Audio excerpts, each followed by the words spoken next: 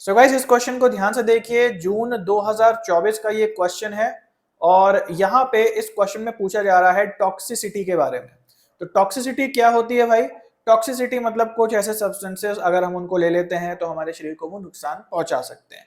और अलग अलग प्रकार के सब्सटेंस जो होते हैं वो हमारे बॉडी के अलग अलग ऑर्गन को नुकसान पहुंचा सकते हैं और उस अलग अलग ऑर्गन के हिसाब से इन टॉक्सिक पदार्थों के नाम अलग अलग रखे गए हैं। जैसे यहाँ अलग अलग नाम लिखे हैं टॉक्सिन्स के, जैसे नेफ्रोटॉक्सिक, हेमाटॉक्सिक, हेमाटोटॉक्सिक, पल्मोनोटॉक्सिक और हेपाटोटॉक्सिक।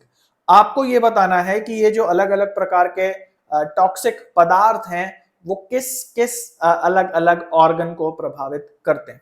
तो ध्यान दीजिए, यहाँ नाम में ही ऑर्गन का नाम छुपा है, लेकिन ये बहुत जनरली बोले जाने वाला उस ऑर्गन का नाम नहीं है।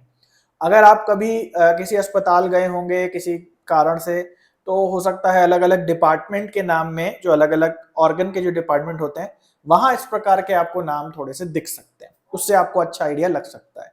बट फिलहाल यहाँ आपको मिलाना है कि कौन सा नाम लंग से एसोसिएटेड है, कौन सा किडनी के टॉक्सिन से एसोसिएटेड है, कौन सा लिवर से और कौन सा ब्लड से।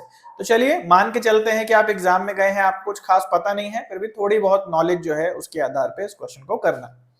तो यहाँ पे अगर मैं अपनी बात करूं तो मुझे थोड़ा सा ध्यान है कि जो लंग्स होते हैं, लंग्स को एक तरीके से पल्मोनोटॉक्सिक बोला जा सकता है ना, क्योंकि मैंने फ्रेंच पढ़ी है, तो फ्रेंच में जो लंग्स का जो फ्रेंच वर्ड होता है वो पल्मोनो ऐसे करके कुछ होता है, हालांकि मुझे याद नहीं है, बट दिमाग पर ट्रिगर हो गया, तो कॉमन सेंसिकली भी हम इसे जोड़ सकते हैं।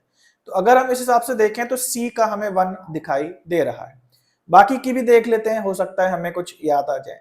जैसे नेफ्रो की अगर बात करें तो नेफ्रोलॉजी होती है। नेफ्रोलॉजी किससे एसोसिएट होती है? किडनी से एसोसिएट होती है ना। तो कभी आप किसी हॉस्पिटल वगैरह गए होंगे या कहीं से भी आपको अगर थोड़ा सा याद है तो आप बहुत आराम से इसको मिला सकते हैं। उसके अलावा हेपेटाइटिस एक बीमारी होती है, अगर आप ध्यान दें तो हेपेटाइटिस लिवर या डाइजेशन से संबंधित बीमारी है।